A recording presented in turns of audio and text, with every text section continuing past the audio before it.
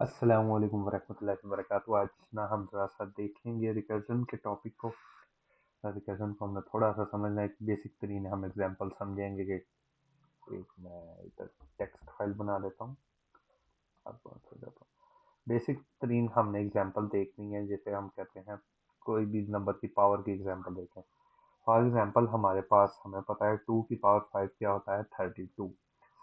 By default हम इसे किस तरह कैलकुलेट करते हैं, 2 की पावर 5 है यानी कि 5 दफ़ा हम 2 लिख देंगे। ये सेम कॉन्सेप्ट हम प्रोग्राम में करते हैं यूजिंग लूप। लूप में हम कह देते हैं उतनी दफ़ा वो सेम नंबर प्रिंट कर दो। जैसा कि उसे हम देख भी लेते हैं। इधर हमने इस कोड को मैं इधर से हटा देता हूँ। एक फंक्शन बनाया हुआ है पावर का, उसके अंदर मैं एक लूप बना देता हूँ।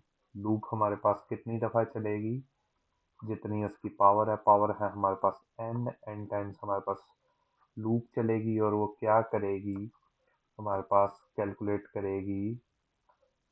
एक मैं वैल्यू इधर बना देता हूँ, वेरिएबल क्या नाम, रिजल्ट। सही है, वो इस तरह करेगी रिजल्ट इज इक्वल टू, हाँ उतनी दफ़ा नंबर को मल्टीप्लाई करके रिजल्ट में स्टोर कर देंगे, और इसे फिर मैं रिटर्न कर दूंगा, रिटर्न रिजल्ट। अच्छा, एक तरीका ये होता है हमारे पास पावर कैलकुलेट करने का। इसे एक बार हम चला लेते हैं। नीचे हमारे पास रिजल्ट भी आ गया। इसे मैं थोड़ा जूम करूँ अगर, तो ये हमारे पास यहाँ रिजल्ट भी आ गया। बट हम चाह रहे हैं इसे रिकर्जन के थ्रू करें, हम इधर लूप ना यूज करें। उसके लिए हम बस इसे पावर को कैलकुलेट कैसे किया जाता है वो कॉन्सेप्ट देख लेते हैं। एंड पे रिकर्जन से करेंगे तो एंड पे ये जो है ना, इधर भी 1 है, बल्कि ये देखें ये 1 है ना, एंड पे वो 1 से भी मल्टीप्लाई हो रहा है। इधर हमने ये 1 भी लिख दिया। ठीक है, अब इसे कंपैरेटिवली रिकर्जन से करें। हमें पता है कि 2 की पावर 5 को हम लिख सकते हैं 2 की पावर 2 मल्टीप्लाई बाय 2 की पावर 4। इसी तरह हम 2 की पावर 4 को लिख सकते हैं 2 मल्टीप्लाई बाय 2 की पावर 4 को हम क्या लिख सकते हैं, 2 मल्टीप्लाई बाय 2 की पावर 3। इसी तरह हम 2 की पावर 3 को लिख सकते हैं 2 मल्टीप्लाई बाय 2 की पावर 2। इसी तरह हम 2 की पावर 2 को लिख सकते हैं 2 मल्टीप्लाई बाय 2 की पावर 1। फिर इसी तरह हम 2 की पावर 1 को लिख सकते हैं 2 मल्टीप्लाई बाय 2 की पावर 0। सॉरी, 2 मल्टीप्लाई बाय 2 की पावर 0। अच्छा, ये वर्क किस तरह कर रहा है। अब इसी कंसेप्ट को हमने बस कोड में लिखना है। जब उसे फॉर एग्जांपल कोई भी हम कहेंगे, कोई इनपुट देंगे, फॉर एग्जांपल मैं उसे कहता हूँ 3 की पावर 5 कैलकुलेट करो। उसे जब मैं ये कैलकुलेट करने को कहूँगा, उसने पता क्या करना है कि उसने करना है 3 की पावर, रिटर्न ये करना है कि 3 की पावर ये मल्टीप्लाई बाय उससे कम की, यानी कि 3 की पावर 4 का उसने बता देना है। इसी तरह उसने आगे आगे एक दूसरे के ऊपर गिराई जाना है जो भी है अपना मलबा। अब इसे हम कोड करके देखते हैं, फिर मैं कोड आपको समझाता भी हूँ वो कैसे वर्क करता है। बाय डिफॉल्ट हमने बताना है कि अगर हमारे पास पावर 0 होगी तो उस केस में उसने क्या रिटर्न करना है। उसने ये सजेशन आ गई, वैसे उसने रिटर्न कर देना है 1। और अदरवाइज अगर यानी कि उससे बड़ी होगी 0 से, तो उस केस में उसने करना है कि जो नंबर है उसे मल्टीप्लाई करना है उससे एक लेसर पावर से जो इनपुट दी है यूजर ने। अब इससे प्रोग्राम को हम विजुअलाइज करके देख लेते हैं। सेम कोड को हम पाइथन में लिखेंगे और उसे विजुअलाइज कर लेंगे। ये इधर हमने ये समझ लें हमारा ग्लोबल फ्रेमवर्क है जिसे हम मेन फंक्शन कहते हैं। मेन फंक्शन से उसने हमने पावर फंक्शन को कॉल की, उसे दो पैरामीटर्स दिए, एक नंबर जो है और दूसरी पावर। नेक्स्ट स्टेप में ये हुआ, पावर फंक्शन के पास ये दोनों वैल्यू आ गई। उसने फिर वो चेक की, हमारे पास यहाँ आप साथ देख रहे हैं, उसने कंडीशन चेक की, ये फॉल्स है तो एल्स कंडीशन पे आ गया और उसने ये रन कर दी। उसमें उसने क्या किया, सेम उसी फंक्शन को कॉल किया बट पावर में एक माइनस कर दिया।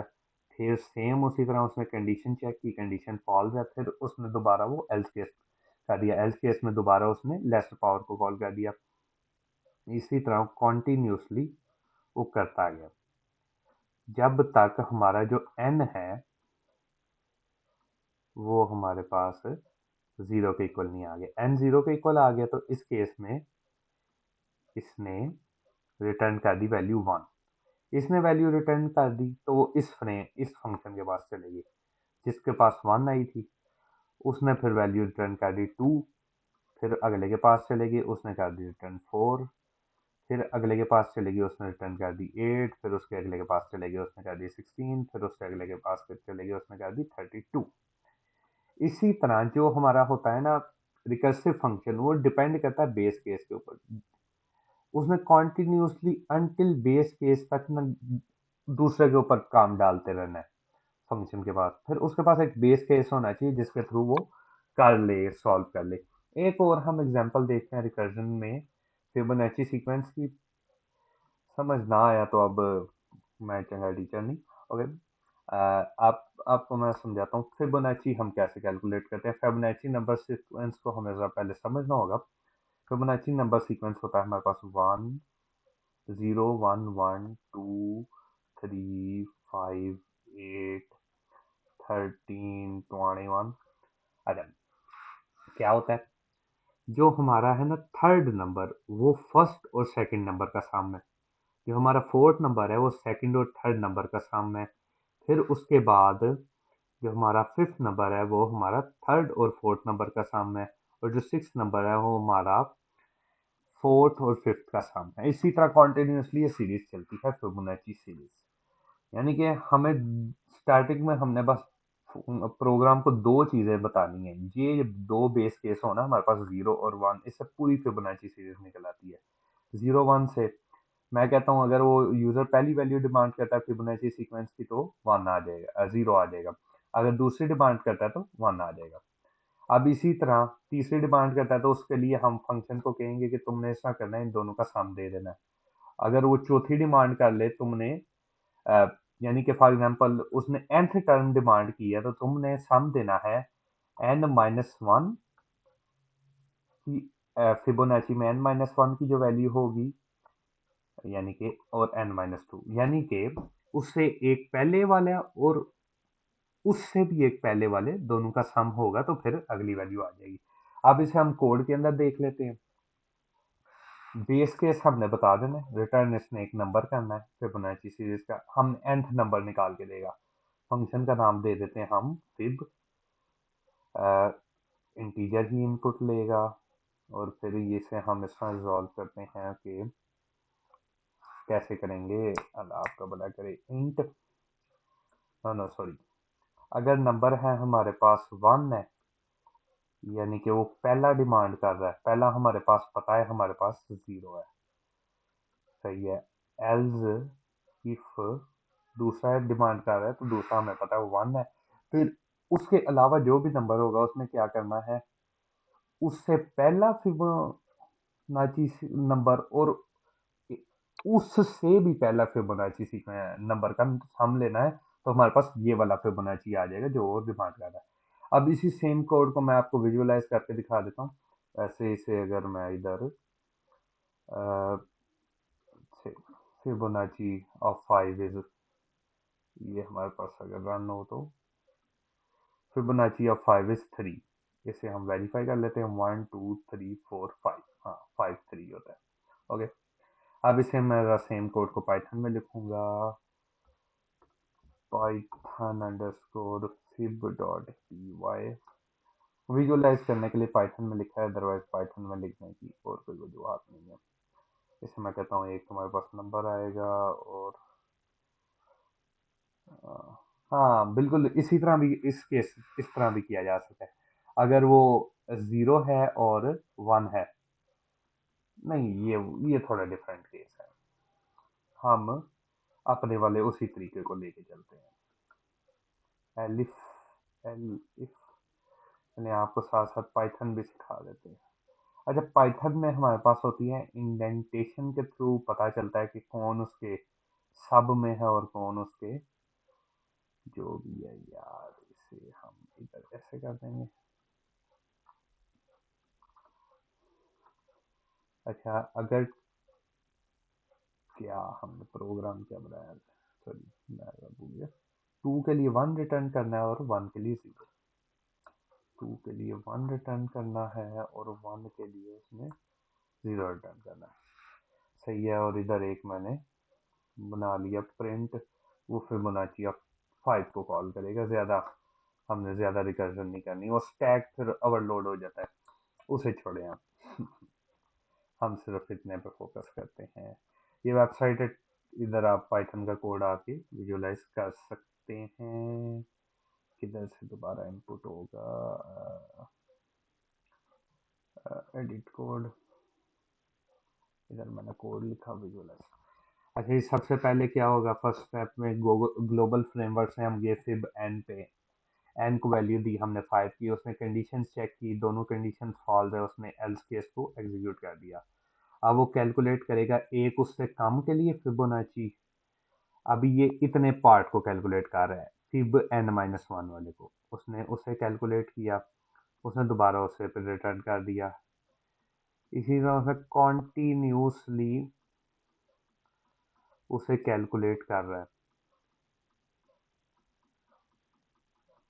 इससे अगर मैं बिल्कुल शुरू पे आ जाऊं, जब 5 के लिए हुआ एग्जीक्यूट, उसने इस तरह किया कि उसने 2 चेक किया, दूसरी कंडीशन वाइल्स केस में चला गया, फिर उसने ये वाला जो फंक्शन है ना, इसे इस कॉल के ऊपर गया, उसने 4 के लिए प्रोसेस किया। अभी वो पहले इसे रिजॉल्व करेगा, फिर उसके साथ इसे सम करेगा। ओके, वो इसे रिजॉल्व करने के लिए गया, रिजॉल्व करने की गया, उसने दोबारा कह दिया कि n-1 के लिए, अब वो दोबारा इसको रिजॉल्व करेगा। यानी कि अगर इसका मैं आपको ट्री बना के दिखाता हूँ अभी थोड़ी देर तक ना, वेट, फिर उसने दोबारा इधर ही आ गया, उसने 2 के लिए किया, 2 के पास हमारे पास वैल्यू थी, उसने वो रिटर्न कर दी 1। अब इस तरह हुआ कि अब वो ये वाला पार्ट एग्जीक्यूट कर रहा है, n-1 वाला। सही है, उसने रिटर्न कर दिया 0। फिर अब उससे ऊपर वाले फंक्शन के लिए वो ये वाला पार्ट कर रहा है। ये मैं आपको जरा समझाता हूँ, उससे जरा समझाने का तरीका थोड़ा घटिया है, उससे जरा इतनी अच्छी समझ नहीं आएगी, इसे विजुअलाइज करके मैं आपको समझाता हूँ। अच्छा, हम फिबोनाची अब कैलकुलेट करना चाह रहे हैं, फॉर एग्जांपल फिबोनाची ऑफ 5। तो इस केस में हमारे फंक्शन ने चेक करना है 1 के इक्वल है, 2 के इक्वल है, दोनों के इक्वल नहीं, तो उसने एल्स केस में रिटर्न कर देते हैं। एक में उसने रिटर्न करना है n-1 यानी कि 4, फिर उसने कहना है n-2 यानी कि 3। सब लेफ़्ट टू राइट एग्जीक्यूशन होती है, इसलिए ये वाला फंक्शन वो पहले रिजॉल्व करेगा। उसमें उसने कह देना है कि ये वाला भी इसके अंदर से निकला है, इसके अंदर उसने कह देना है कि अल्लाह आपका भला करे, आप हमें दे दें फिबोनाची ऑफ, यानी कि वो फंक्शन ऐसा करेगा, ना ये 1 के इक्वल है ना 2 के इक्वल है, तो उसने कहना है फिबोनाची ऑफ n-1 यानी 3 और फिबोनाची ऑफ n-2 यानी कि 2 आप रिटर्न कर दें। वो इसने इसको रिजॉल्व करना है, क्योंकि लेफ़्ट टू राइट एग्जीक्यूशन होती है। इसमें उसने कहना है कि आप 2 को एग्जीक्यूट करें और इसको इसने कहना है आप 1 को एग्जीक्यूट करें। जैसा कि हमने बेस केस लगाया था, 2 के लिए उसने रिटर्न करना है 1। रिकर्सिव फंक्शन में बेस केस बड़ा इंपॉर्टेंट है, अगर बेस केस ना होगा तो कभी भी फंक्शन रिजॉल्व नहीं होता। जैसे इन्फिनिट लूप यूज़ हो जाए, कंडीशन ना हो तो इन्फिनिट लूप हो जाती है ना, उसी तरह इसमें स्टैक ओवरफ्लो हो जाता है हमारे पास। समझ आए, स्टैक, मेमोरी का स्टैक, वो वाला स्टैक ओवरफ्लो नहीं। अच्छा, 2 के लिए उसने 1 रिटर्न कर दिया और 1 के लिए उसने 0, इन दोनों को सम करेंगे तो 1 आएगा, वो इसके रिटर्न में आ गया। अब उसने ये फंक्शन रिजॉल्व करना है, 2 के लिए उसने 1 रिटर्न करना है, उसने 1 रिटर्न कर दिया। अब इन दोनों का सम करेंगे, वो हमारे पास आएगा 2 के इक्वल, और 2 चला गया इस फंक्शन के पास। अब उसने इस तरह करना है कि अब ये वाला रिजॉल्व हो गया, वो रिजॉल्व करने की साइड पे जाएगा। इसने भी कहना है फिब n-1 और n-2 करो, ये 1 के इक्वल होता है और ये हमारे पास 0 के, ये बेस केस में बताया हुआ है, दैट्स वाई प्रोग्राम को पता है।